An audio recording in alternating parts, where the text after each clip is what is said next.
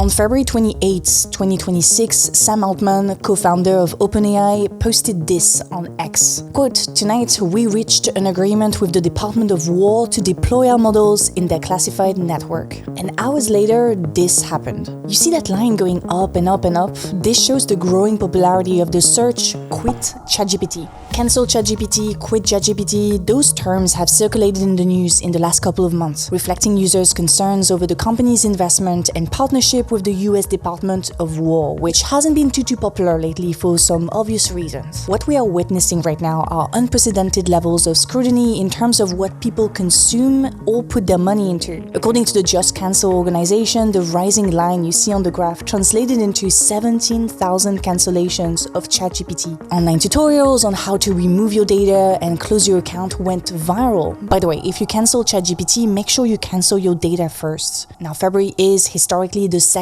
biggest month for subscription cancellations. This year is no different but bigger, which leads people to believe that what we're seeing is a general divestment wave of subscription services that won't die anytime soon. In fact, an Aiden study conducted in 2024 already reported that 40% of consumers globally are ready to push that cancel button or have already done so. Some will say this is not political, that it's just a backlash against the business model progressively pushed into consumers' baskets.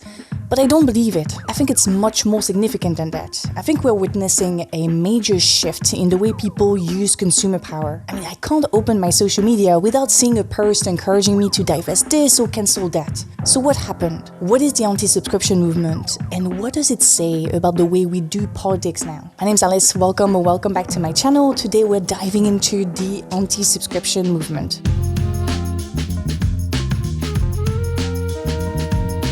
Okay, this video is all about the anti-subscription movement, cutting out the apps and services you don't really care about anymore, but keeping track of everything can get overwhelming, and that's exactly why Rocket Money, the sponsor of today's video, can be such a helpful tool. You've probably heard of them already, but for those of you who don't know, Rocket Money is a personal finance app that brings everything together in one place. You can see all your subscriptions in a single list and cancel the ones you don't need. But it does so much more than that. It gives a dashboard view of all linked accounts so you can get a clear picture of your overall finances. Rocket Money automatically categorizes transactions, making it easy to see exactly where your money is going. You can even create custom categories and add notes to transactions for extra clarity. The app also helps uncover spending patterns and lets you set budgets or spending goals so you can stay on track. Actually, there's an automated savings premium feature too, which analyzes accounts to figure out how much to set aside toward the goals, and you also have real-time alerts to keep you in the loop about large transactions, coming bills, or low balances. That means you know exactly what's going on and you can plan ahead.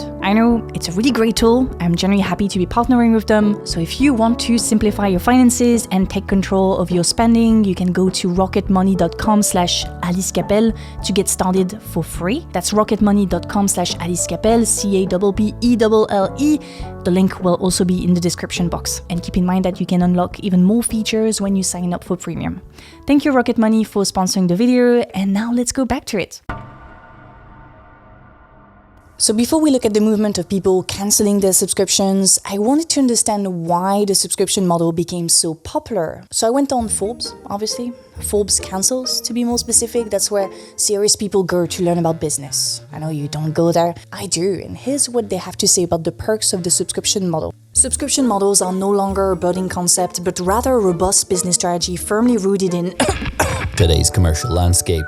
The rapid proliferation across sectors can be credited to the multifaceted benefits they bring. One of the most compelling advantages is the generation of recurring revenue. The iterative nature of subscriptions means businesses have regular touch points with their customers, allowing them to offer value continuously and in turn foster brand loyalty. In an era of skyrocketing customer acquisition costs, the ability to maintain and nurture existing customer relationships is invaluable. Consistent engagement reduces the often daunting churn associated with one-off transaction, ensuring businesses can maintain a robust and loyal customer base over time.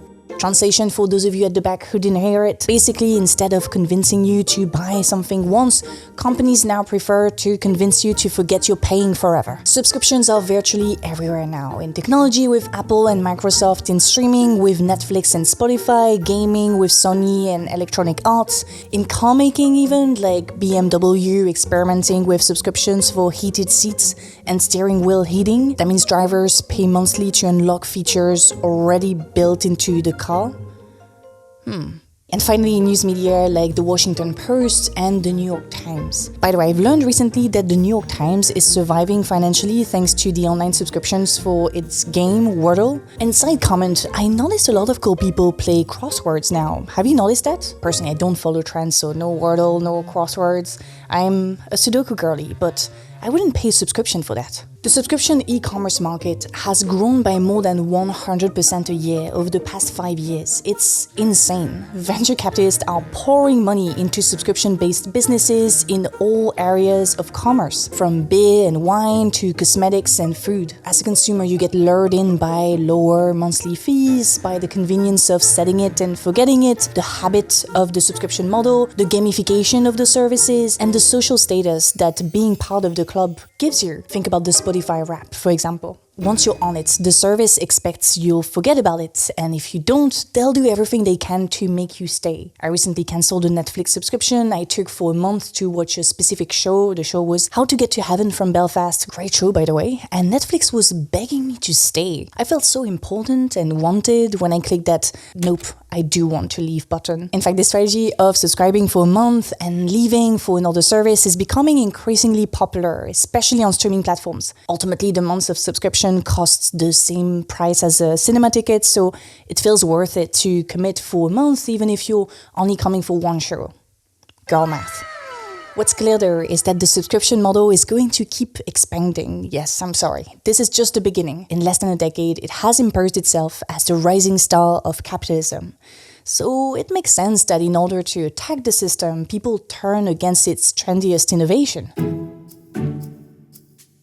Subscription here, subscription there, people are getting tired of that BS. Subscription fatigue is basically when you start feeling overwhelmed by how many things you're paying for every month. At first, those subscriptions seem small and manageable, but over time they add up, and you might realize you're not even using half of them. It can get frustrating to keep track of all the payments, and eventually you reach a point where you question whether any of them are really worth it. But subscription fatigue also implies a sense of powerlessness, an understanding that that's kind of how things are now, and you just have to accept it, or at least find a way around it. In fact, consumers have developed strategies allowing them to circumvent the many traps of the subscription business model. One strategy became so popular that it got its own name. Maybe you've heard about it. It's called churn culture. Churn culture is the habit of signing up for services and then quickly cancelling them once you've got what you wanted. Again, that's exactly what I did for the How to Get to Heaven from Belfast on Netflix. So instead of staying loyal to one platform, people jump from one platform to another. They subscribe to just one streaming service to watch a popular show and then cancel it and move on to the next one. The same thing happens with free trials or fitness apps. People use them for a short amount of time, then drop them and try something new. So it's less about commitment and more about getting maximum value with minimum costs. But yeah, it means having to constantly monitor your subscriptions and switch on time, which can be tiring as well. That's why communities online go one step further, encouraging people to pause their subscriptions for a while and see if they really need them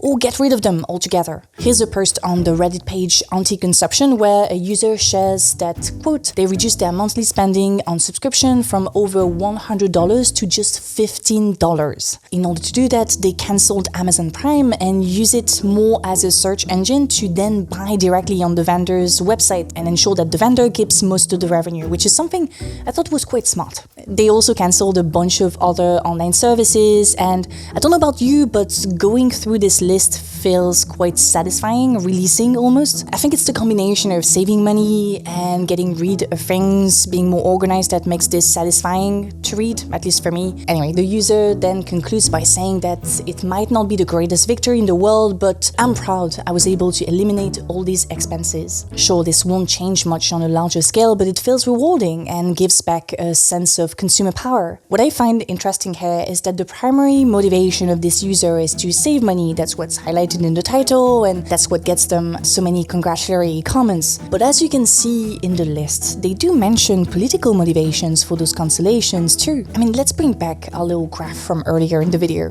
You see that spike? This is not the result of a bunch of individuals suddenly deciding to quit ChatGPT to save money. No, this is a coordinated effort, a movement that grew online to a global scale like most movements do these days. I mean, even in France, tutorials on how to quit ChatGPT got tens of thousands of views on social media. A movement is, quote, a group of people with a particular set of aims or ideas. In this case, the aim is specifically to reject OpenAI's involvement with the US Department of War, but also to reject the system altogether. As I mentioned at the beginning of the video, I can't open my social media without seeing a post or video recommending me to quit a service or boycott a product. The accumulation feels like the problem isn't limited to specific cases, specific companies. No, it feels systemic. It makes you think that the whole system is bad. The anti-subscription movement is about consumers reclaiming power, but clearly it extends beyond that. The joy of reclaiming consumer power is almost systematically connected to the joy of divesting from something you know deep down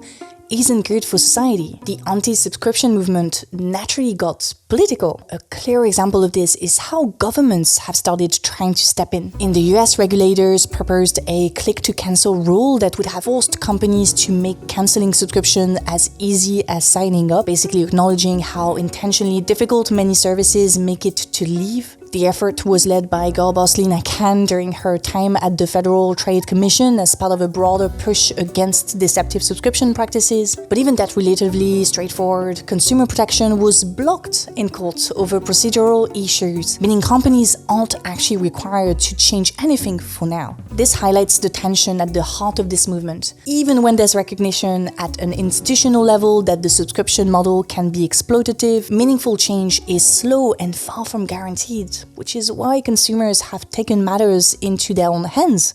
It's not surprising that the anti-subscription movement grows at a time when people, especially in the US, feel like their government cannot deliver proper social reforms to reduce the cost of living and prefer pouring money into pointless wars. But what's even more frustrating is the lack of opposition, the blatant acceptance of the status quo and the damages it causes to people at home and abroad. In New York, at least, newly elected Mayor Zohran Mamdani has signed executive orders to unleash a crackdown on companies using deceptive tactics to trap people into recurring payments or junk fees. But Zohran is also cracking down on other recurring fees that don't usually get included in our debates around subscriptions. I'm talking about recurring fees like health insurance, childcare, tuition, and so on. I thought about this when I saw this answer to the Reddit post we talked about earlier. Let me read it to you. Quote, my strategy is to be below 10 monthly bills, including car insurance, cell phone, utilities, any recurring payment of any kind. The number helps me. This was a reminder that the term subscription can cover any type of monthly recurring payments, and that gives a new age to the anti-subscription movement. Sure, it starts with cancelling the convenience or entertainment fees, but does it have to stop there? What about the other recurring payments, the ones we deem essential? Why are we trapped in paying health insurance, a tuition fee, childcare, an exorbitant rent, a public transport subscription? Why are those essential services embedded into subscription models? How ethical is that? Because people are done with subscriptions altogether. If we politically decide to tackle the subscription model like it's done in many countries, can we make sure we tackle those essential expenses too? Well, this is slowly happening in New York with the free childcare, the free buses, and we should keep pushing for more wherever we live. I could have ended the video there, to be honest, I was going to, but then it felt like I wouldn't cover what I think is the most important part of this conversation. In this last chapter, I want to talk about a significant cultural shift that expands way beyond the anti-subscription movement, but for which the anti-subscription movement is a great example. We're in that shift right now, you and I. We're currently experiencing it. So let me explain it to you. As I mentioned at the beginning of the video, there has been a clear shift from two opposite forms of consumer power. The first is supporting, investing, and the second is divesting. While both exist at the same time, it's become very clear to me and many of the people I've chatted about this with that in our world right now, the incentive is to divest, to cancel subscriptions, to refrain from buying certain brands. 10 years ago though, we were encouraged to do the opposite, support minority-led businesses, buy Pride merch, invest in female CEOs, etc., etc. This past phenomenon was motivated by really good intentions, but the problem is that it got so popular that corporations started incorporating those talking points in their marketing. That's what we pretty much all know as performative activism. One example of that was Starbucks' #RaceTogether campaign in 2015. Starbucks asked baristas to write #RaceTogether on cups to spark conversations about race without providing training for staff on how to handle complex discussions. This seemed to many like a PR move with no actual structural support behind it. Corporations' performative activism worked for a bit, and then people like me started yapping non-stop about how fake and opportunistic it was, and progressively people became more and more skeptical. Criticism also came from the right side of the political spectrum, amalgamating corporations' fake progressivism with the movement they stole their talking points from. Both social movements and corporations were labeled as woke, and woke was bad. It was meant to have a negative connotation. The social movements and the energy that came from them did not disappear though, but there seemed to be a growing cynicism towards anything woke related, whatever that means. Many figures on the progressive side of the political spectrum used anti-wokeness to differentiate themselves from something that wasn't deemed cool anymore. Do you believe that transgender Americans should have access to gender-affirming care in this country? I believe we should follow the law. That is a decision that doctors will make in terms of what is medically necessary. I'm not going to put myself in the position of a doctor. The Democratic Party needs to be, dare I say, more culturally normal, less prone to spending disproportionate amount of time on pronouns, identity, politics. But the values behind woke were still there. Equality and dignity for all, regardless of gender, skin color, sexual orientation, class, and so on. The performative side of woke wasn't as culturally rewarding as it used to be, but that didn't mean the issues that mobilized those we called woke disappeared. The wokes brought Zoran Ondani to power. I know it, I was reporting there. The wokes were at the forefront of the resistance against ICE and at the forefront of the resistance against the genocide in Palestine. That's not performative. What's performative was the political shift of major companies dropping the pride flags and the DEI policies as soon as Trump came to office. This was a wake-up call, a recognition that those companies were willing to throw their values in the bin if greater profit could be made. And this includes working for the Department of War or being complicit with the genocidal policies of an apartheid state. So the era of performative activism was definitely over, and what came next was deep cynicism and a strong desire to divest from the system and the brands that represent it. That's why I think the anti-subscription movement isn't just a political movement, it's a statement of our culture. A culture that has shifted from toxic positivity and performative activism to pessimism and divestment. People feel like, given how bad things are, they have the right to collectively disengage from a world that sold them lies and find meaning in different things, like cultivating local communities or taking the risk of turning away from establishment parties to grow new political forces. I wanted to end this video on a more positive note, solution-oriented and blah blah blah, but let's be honest, things are not looking great. My optimism is being challenged a lot lately, and ultimately, that's okay. I think I've come to realize that pessimism can also lead to action, to a desire to change things. So I hope you enjoyed this video. I hope you find it interesting. If that's the case, please leave a little like. You can also hype the video, subscribe if it's not already done. I also have a Patreon page where you can support me. On Patreon, we have exclusive content. We have a lovely little community where we chat about a bunch of different things. You also have early access, ad-free content. Come and join us. I'll put a link in the description box. Thank you again to Rocket Money for sponsoring the video. A big thank you again to my patrons, and special thanks to top tier patrons. You guessed it, the camera died, but we are back. Big thank you to Ahmed, to Shunak, Sibev, Jose, Fred, Hongjing Wang, Paul Louis Agenot, Patrick Button, Jeff Lee, Tyre Matin, Nick, Brandon, Jem Siddle, Ujwal, Patrick Riley, Boris, Ria, Koriji, Christopher, Ian, Donage, Alex, Manuel, Christopher France, and Perry. And thank you to the other ones who prefer to stay anonymous. Okay, I think that's it for me. Thank you again so much for watching, and I'll see you very soon. Salut!